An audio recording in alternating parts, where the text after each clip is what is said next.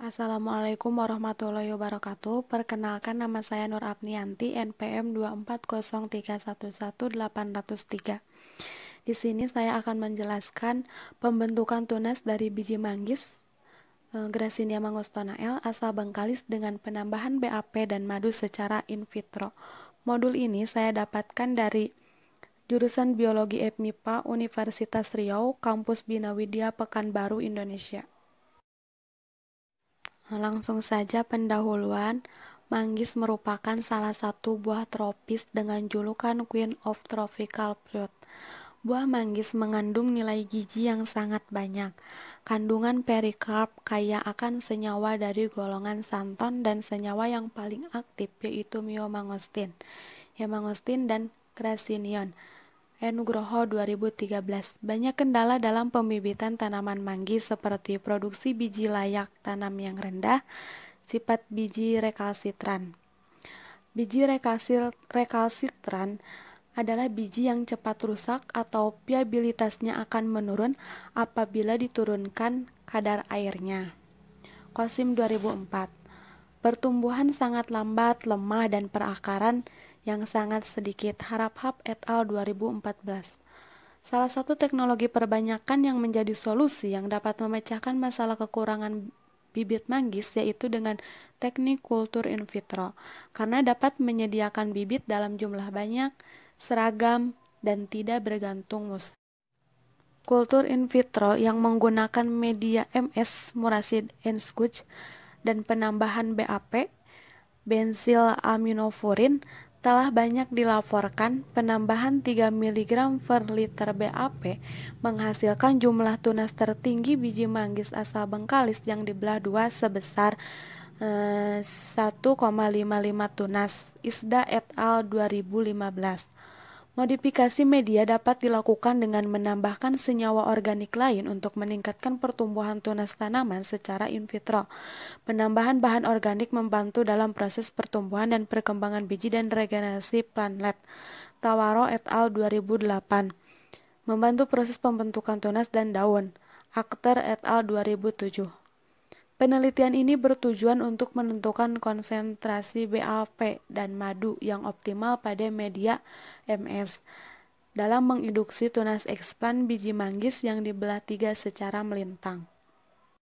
Selanjutnya, metode penelitian ini dilaksanakan pada bulan November 2015 sampai Maret 2016 di Laboratorium Biologi Terpadu jurusan Biologi Fakultas Matematika dan Ilmu Pengetahuan Alam Universitas Riau. Bahan tanam yang digunakan adalah biji dari buah yang masak asal bengkalis. Buah yang sudah masak diambil dari pohon, kemudian diambil bijinya dengan cara dibersihkan daging buahnya. Selanjutnya, disterilisasi di dalam laminar airflow berturut-turut menggunakan larutan nahivoklorid 20% ditambah twin 80 selama 10 menit. Disterilisasi dengan alkohol 70% selama 5 menit. Selanjutnya, setiap pergantian larutan sterilisasi dibilas dengan aquade sebanyak 3 kali. Biji diletakkan dalam cawan petri yang berisi campuran larutan aquades dan iodin. Kemudian dibelah menjadi 3 bagian secara melintang. Penelitian ini menggunakan rancangan acak lengkap. Konsentrasi BAP dan madu yang digunakan terdiri dari 6 taraf perlakuan, yaitu pada perlakuan pertama 0 mg per liter atau kontrol, perlakuan kedua 3 mg per liter BAP, perlakuan ketiga 3 ml madu, perlakuan keempat 6 ml madu, perlakuan kelima 3 mg per liter BAP ditambah 3 ml madu, perlakuan ke-6 3 mg per liter BAP ditambah 6 ml madu. Parameter dalam penelitian ini meliputi persentase eksplan hidup yang dinyatakan dengan persen, terus persentase pembentukan tunas yang dinyatakan dengan persen. Selanjutnya, waktu muncul tunas dinyatakan dengan HST atau hari setelah tanam. Jumlah tunas dinyatakan dengan buah, panjang tunas dinyatakan dengan sentimeter, dan jumlah daun yaitu per helai. Data hasil pengamatan selanjutnya dianalisis menggunakan analisis of variance ANOVA. Jika terjadi pengaruh nyata dilakukan dengan uji Dusans multiple range test pada taraf kepercayaan 5% dengan menggunakan aplikasi SPSS. Di sini tersedia tabel 1 persentase ekspan hidup dan pembentukan tunas pada 70 hari setelah tanam. Menunjukkan penambahan madu dapat meningkatkan persentase hidup ekspan pada 70 hari setelah tanam, yaitu mencapai 100%. Ekspan yang hidup ini dipengaruhi oleh beberapa faktor, antara lain kondisi fisiologis eksplan, umur eksplan, dan ukuran eksplan.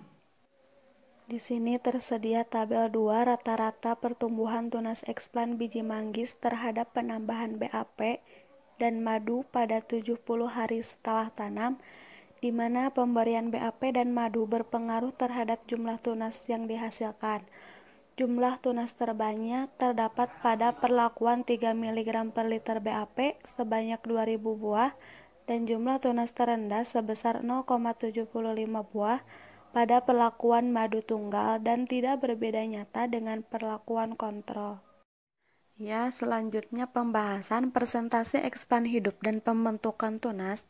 Kandungan nutrisi dalam media juga mempengaruhi tingkat persentase hidup ekspan. Adanya penambahan madu pada konsentrasi tertentu diduga meningkatkan kandungan nutrisi yang cukup untuk pertumbuhan ekspan. Madu mengandung beberapa mineral seperti sodium, kalsium, magnesium, potasium, fosfor, seng, dan zat besi. Bogdanov et al. 2008. Madu mengandung beberapa vitamin seperti riboflavin, niacin, asam pentotenat, dan asam ascorbat. Madu juga mengandung sakarida, protein, enzim, asam amino, dan asam organik. Hasil penelitian menunjukkan bahwa penambahan BAP dan madu tunggal maupun yang direkomendasikan berpengaruh terhadap persentase terbentuk tunas. Penambahan 3 mg per liter BAP yang direkomendasikan dengan 3 ml madu menghasilkan persentase terbentuk tunas sebanyak 100% dan penambahan madu tunggal menghasilkan persentase terbentuk tunas terendah sebesar 16,67%. Penambahan madu yang dikombinasikan dengan BAP mampu meningkatkan persentase jumlah tunas dibandingkan dengan perlakuan tunggal. Selanjutnya pertumbuhan tunas manggis. Pada hasil penelitian pemberian BAP dan madu, baik tunggal maupun kombinasi, berpengaruh terhadap waktu munculnya tunas ekspan biji manggis. Pemberian BAP pada konsentrasi 3 mg per liter yang direkomendasikan dengan 3 ml madu menghasilkan waktu muncul tunas tercepat pada 12,75 hari setelah tanam. Sedangkan pemberian 3 ml madu tunggal menghasilkan waktu muncul tunas terlama pada 69,50 hari setelah tanam dan tidak berbeda nyata dengan perlakuan kontrol dan 6 ml madu tunggal. Hal ini diduga karena hormon endogen yang terdapat pada eksplan belum mampu mempercepat pembentukan tunas sehingga perlu penambahan hormon sitokinin eksogen untuk mempercepat pembentukan tunas. Pemberian BAP yang dikombinasikan dengan 3 ml madu mampu menghasilkan waktu muncul tunas tercepat. Hal ini diduga karena penambahan 3 ml madu mampu mempercepat terbentuknya tunas. Hasil penelitian ini lebih cepat jika dibandingkan dengan hasil penelitian Isda et al. 2016. Waktu pembentukan tunas paling cepat dari eksplan biji manggis asal Bengkalis pada 155 hari setelah tanam pada dengan penambahan 1 mg per liter BAP. Perbedaan respon in vitro ini juga dipengaruhi oleh tingkat kemiripan genetik yang rendah. Walaupun manggis termasuk tanaman apomorfisis, namun terjadi variasi genetik dengan tingkat kemiripan yang berbeda-beda. Kesimpulannya, manggis merupakan salah satu buah tropis dengan julukan Queen of Tropical Fruit, salah satu teknologi perbanyakan yang menjadi solusi yang dapat memecahkan masalah kekurangan bibit manggis, yaitu dengan cara kultur in vitro, karena dapat menyediakan bibit dalam jumlah banyak, seragam, dan tidak tergantung musim. Lalu modifikasi media dapat dilakukan dengan menambahkan senyawa organik lain untuk meningkatkan pertumbuhan tunas tanaman secara in vitro. Penambahan bahan organik membantu dalam proses pertumbuhan dan perkembangan biji dan regenerasi plantlet. Ini menurut Tawaro et al. 2008, membantu proses pembentukan tunas dan daun, Akhtar et al. 2007. Jadi untuk hasilnya, jumlah tunas terbanyak terdapat pada perlakuan 3 mg per liter BAP sebanyak 20 tunas per biji. Kombinasi perlakuan dengan penambahan 3 mg per liter BAP ditambah 3 ml madu menghasilkan persentase terbentuk tunas terbanyak 100%. Waktu muncul tunas tercepat 12,75 hari setelah tanam, dan panjang tunas tertinggi 1,86 cm. Syarat-syarat pendaftaran varietas hasil pemuliaan. Yang pertama, formulir pendaftaran varietas hasil pemuliaan yang sudah diisi dan ditandatangani oleh pemilik varietas hasil pemuliaan di atas kertas bermaterai. Foto yang disebut dalam deskripsi dicetak berwarna di atas kertas dop yang diperlukan untuk memperjelas deskripsinya.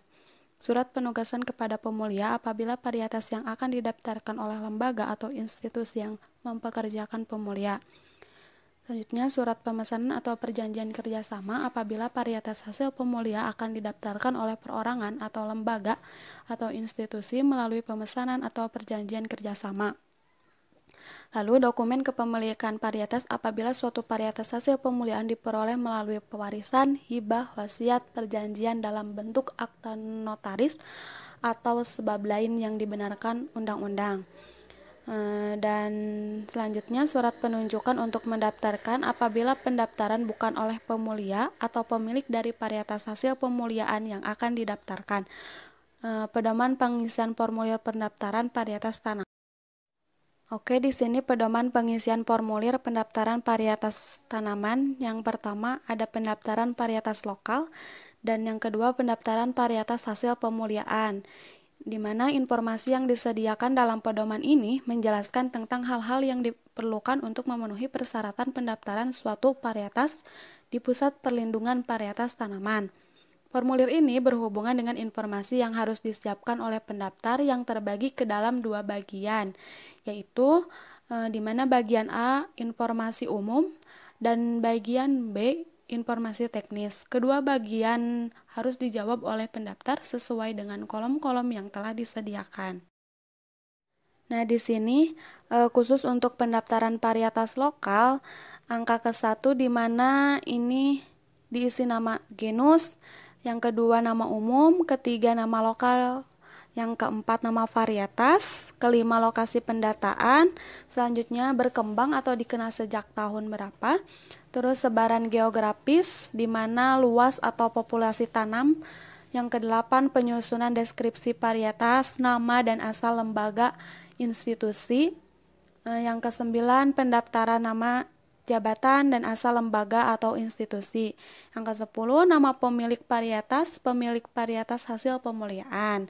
Yang ke-11 informasi kepemilikan kepemilikan suatu varietas tanaman. Dan yang ke-12 pendaftaran. Pendaftaran adalah seorang pemulia atau pemilik dari varietas yang akan didaftar. Di sini bagian 2 di mana informasi teknis. Pada bagian ini informasi yang diuraikan adalah mengenai identitas dan varietas yang akan didaftar.